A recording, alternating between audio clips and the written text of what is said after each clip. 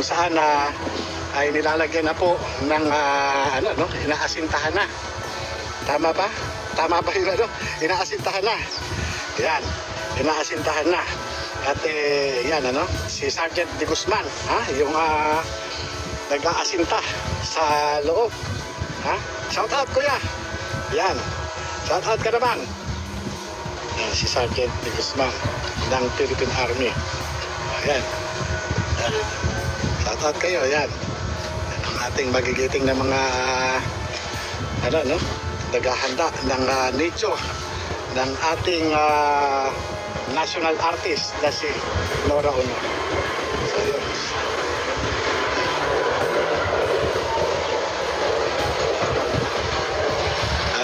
Dito sa lugar na ito, kung mapapansin nyo, ay napakatahimik.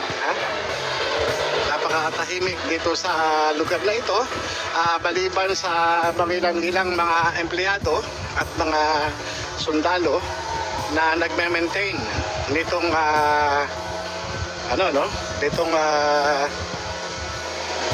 libingan ng mga nabayapang sundalo, katulad din ng mga general.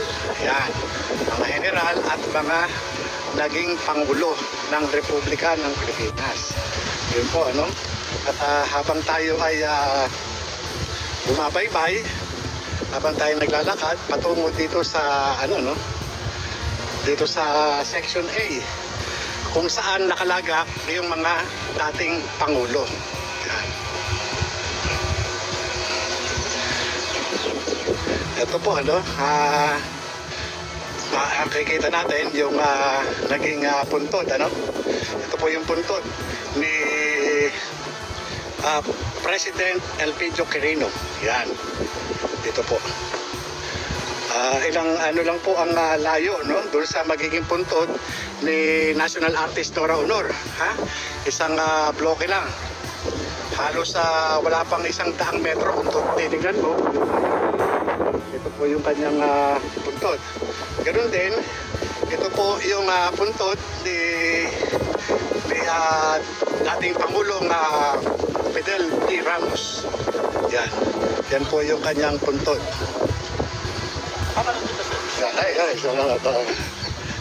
Yan yun po yung kung makikita nyo, nandito yung kanyang urn. Yan, nandito yung kanyang apo. Yan.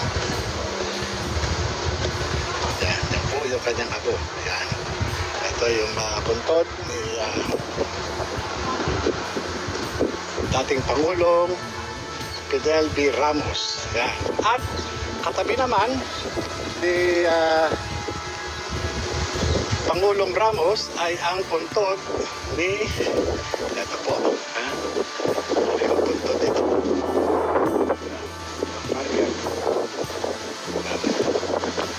Marga dito. Saan ito? Yan. Kung di tayo nagkakamali ay kaya ayun, kaya Pangulong Diosdado Macapagal. Yan. Yan po yung puntod ni Pangulong Diosdado Macapagal. Yan, ito po. Ayun, malalaki po, Kung mapapansin po natin, malalaki po yung cut, yung cut ng mga nicho, nung libingan ng mga naging dating Pangulo. Opo. Malalaki po yung naging cut, At ito, kanina kaya ito?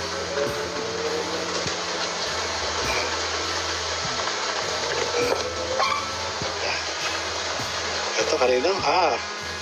Kaya President Carlos Garcia. Kasama rin pala niya yung kanyang asawa rito, Yan. At doon po sa kabila, yung pong dating Pangulong Ferdinand Marcos. Doon po sa kabila,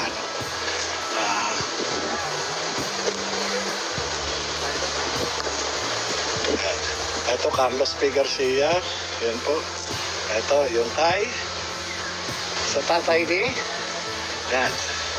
Sa tatay ni Bangag. Ayan. Ang tatay mo, hoy. Yung tatay mo, yung anak mo, puro katarantaduhan ang ginagawa. Yan. Yan. Ang tatay ni Bongbong Marcos. Yan. Yan. Tatay mo. Yan, libingan ng tatay ni Bongbong Marcos. Yan.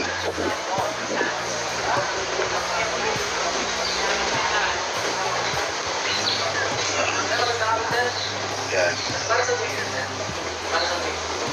Personal lang. Yan. At ito po, no? Yan po yung mga section. Ito yung section ng mga libingan ng Pangulo. At dito sa kabila, mapapansin natin kanina, ito yung pinaka-ano, no? Ito yung pinaka-dambana ng Tagitingan. Yung unknown soldier na sinasabi. At dito, nakita natin ay yung puntod ng dating Secretary Carlos P. Romulo. Yan. Yan po siya. Yan, 1985 pala siya namatay. Yan si Carlos P. Romulo. At dito po, nakita rin natin yung kanyang, meron siyang kasama dito, katabi, dating Supreme Court ito, no? Yan. Yan. Yun, dito. Ay, thank you. At dito, doon, kayo makapagal. At ito ay Fred Ruiz Castro. Yan. Dati pala siyang Judge Advocate General. Dati siyang Brigadier General ng AFP, Executive Secretary, Presiding Justice.